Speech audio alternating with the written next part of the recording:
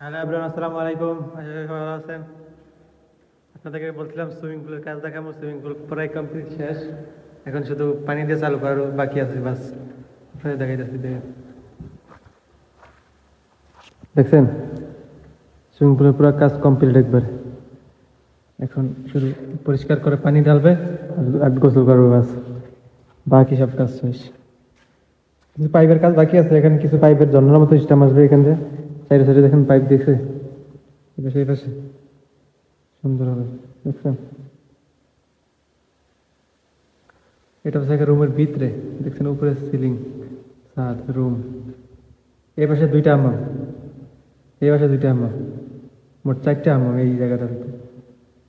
এগুলো আছে হাম্মাম না, যদিও হাম্মামের মতোই, কিন্তু এগুলো হচ্ছে কাপড় পাল্টাইবার, জামা কাপড় গোসল করে, এই কারণে গোসল করার পর কাপড় চেঞ্জ করার জন্য এই জায়গা বানাইছে এটা।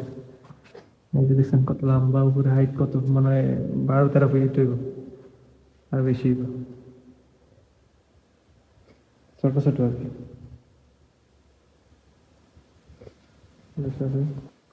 এই পাশে হচ্ছে বেসিন, এখানে বেসিং হবে দুইটা, এখানে দুইটা বেসিং হবে।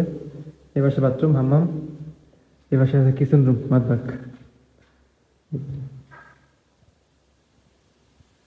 এই পাশে আরো দুইটা আছে, সেম সেম সেম। এই পাশে আরো দুইটা, দুইটা হাম্মাম দুই পাশে, আর একটা মাদবাক।